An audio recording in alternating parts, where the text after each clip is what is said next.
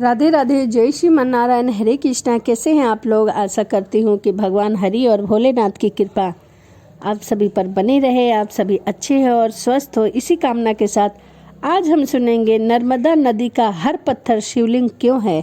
तो चलिए जानते हैं कहानी के माध्यम से। नर्मदा नदी से निकलने वाले शिवलिंग को नर्मदेश्वर शिवलिंग कहा जाता है। यह घर में स्थापित किया जाने वाला साक्षात शिव स्वरूप सिद्धि स्वयं शंभु और चमत्कारी शिवलिंग माना जाता है। इसकी पूजा अत्यंत फलदायी है। शास्त्रों में यह भी कहा गया है कि स्वर्ण से करोड़ों गुना अधिक मणि और मणि से करोड़ों गुना अधिक फल नर्मदेश्वर शिवलिंग के पूजा से प्राप्त होती है। क्यों है नर्मदा नदी का हर पत्थर शिवलिंग? नर्मदा नदी से निकलने वाले शिवलिंग को नर्मदेश्वर कहते हैं। इस शिवलिंग को वानलिंग भी कहते हैं। शास्त्रों में कहा गया है कि मिट्टी का पाषाण से करोड़ों गुना अधिक फल स्वर्ण निर्मित शिवलिंग के पूजन से मिलता है। स्वर्ण से करोड़ों गुना अधिक मणि और मणि से करोड़ों गुना अधिक फल वानलिंग नर्मदेश्वर के पूजा से प्राप्त होता है। जिस घर में शिवलिंग की स्थापना करते समय प्राण प्रतिष्ठा की आवश्यकता नहीं होती, नर्मदेश्वर शिवलिंग की पूजा इसी प्रकार की जा सकती है। गृहस्थ लोगों को नर्मदेश्वर शिवलिंग की पूजा प्रतिदिन करनी चाहिए, क्योंकि यह परिवार का मंगल करने वाला, समस्त सिद्धियों को देने वाला, स्थिर लक्ष्मी को देने वाला शिवलिंग है। सामान्य शिवलिंग पर चढ़ी कोई भी वस्तु ग्रहण नहीं की जाती, परंतु नर्मदेश्वर शिवलिंग का प्रसाद ग्रहण कर सकते हैं। क्या है नर्मदेश्वर नदी का हर पत्थर शिवलिंग? स्कंद पुराण की कथा के अनुसार एक बार भगवान शंकर ने माता पार्वती को भगवान विष्णु के शयन काल चतुर्मास में द्वादश मंत्र ओम नमो भगवते वासुदेवाय का जाप करते हुए तप करने के लिए कहा। माता पार्वती शंकर जी से आज्ञा लेकर चतुर्मास शुरू होने पर हिमालय पर्वत पर तपस्या करने लगी। उनके साथ उनकी सखियां भी थीं। पार्वती जी के तपस्या में लीन होने पर शंकर भगवान पृथ्वी पर विचरण करने लगे। एक बार भगवान शंकर यमुना तट पर विचरण कर रहे थे। यमुना जी की उछलती हुई तरंगों को देखकर वे यमुना में स्नान करने के लिए जैसे ही जल में घुसे, उनके शरीर की अग्नि के तेज से यमुना का जल काला हो गया। अपने श्याम स्वरूप को देखकर यमुना जी ने प्रकट होकर शंकर जी की स्तुति की। शंकर जी ने कहा कि यह क्षेत्र हर तीर्थ कहलाएगा और इसमें स्नान करने से मनुष्य के सभी पाप नष्ट हो जाएंगे। अद्वितीय है यह शिव की लीला।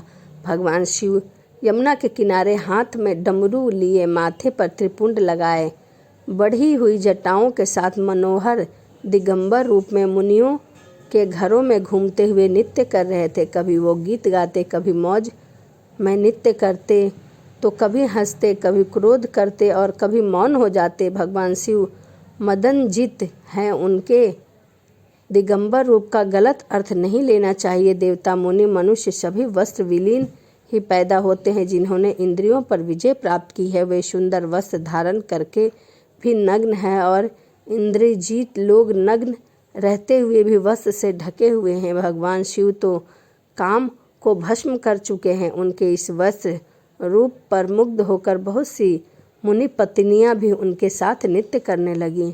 मुनि शिव को इस वेश में पहचान नहीं सके, बल्कि उन पर क्रोध करने लगे। मुनि ने क्रोध में आकर शिव को श्राप दे दिया कि तुम लिंग रूप हो जाओ। शिव जी वहाँ से अदृश्य हो गए। उनका लिंग रूप अमर कट्टक पर्वत के रूप में प्रकट हुआ और वहाँ से नर्मदा नदी प्रकट हुई। इस कारण नर्मदा में जितने पत्थर हैं वे सब शिव रूप है। नर्मदा का हर पत्थर कंकड़ शंकर है। नर्मदेश्वर शिवलिंग के संबंध में एक और भी अन्य कथा। भारतवर्ष में गंगा, यमुना, नर्मदा और सरस्वती, ये 4 नदियाँ सर्वश्रेष्ठ मानी जाती हैं। इसमें भी इस भूमंडल पर गंगा की समता करने वाली और कोई भी नदी नहीं है। प्राचीन काल में नर्मदा नदी में बहुत वर्षों तक तपस्या करके ब्राह्मण को प्रसन्न किया। प्रसन्न होकर ब्रह्मा जी ने वर मांगने को कहा। तब नर्मदा जी ने कहा, ब्राह्मण, यदि आप मुझ पर प्रसन्न हैं तो मुझे गंगा जी के समान कर दीजिए। ब्रह्मा जी ने मुस्कुराते हुए कहा, यदि कोई दूसरा देवता भगवान शिव की बराबरी कर ले और कोई दूसरा पुरुष भगवान विष्णु के समान हो जाए, कोई दूसरी नारी पार्वती के समान हो जाए और कोई दूसरी नगरी काशीपुरी की बराबरी कर सके तो कोई दूसरी नगरी भी गंगा के समान हो सकती है क्या?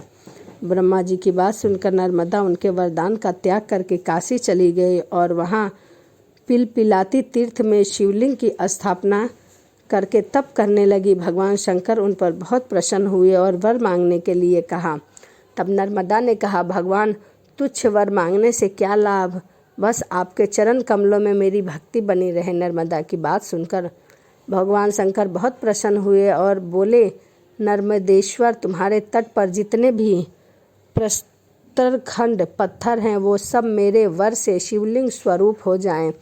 गंगा के स्नान करने पर शीघ्र ही पाप का नाश होता है। यमुना 7 दिन के स्नान से, सरस्वती 3 दिन के स्नान से सब पापों का नाश करती है, परंतु तुम दर्शन मात्र से संपूर्ण पापों का निवारण करने वाली हो जाओगी। तुमने जो नर्मदेश्वर शिवलिंग की स्थापना की है वह पुण्य और मोक्ष देने वाला होगा। भगवान शंकर उसी लिंग में लीन हो गए। इतनी पवित्रता पाकर नर्मदा भी प्रसन्न हो गई। इसीलिए कहा जाता है कि नर्मदी नदी का हर पत्थर शिवलिंग है। तो यह नर्मदेश्वर नदी की कथा थी, साथ में भगवान शिव की कथा थी। तो वीडियो आपको कैसी लगी कमेंट ज़रूर करिएगा। तो चलिए इसी के साथ मिलते हैं अगली वीडियो में। राधे राधे, जय श्रीमन नारायण, हर हर महादेव।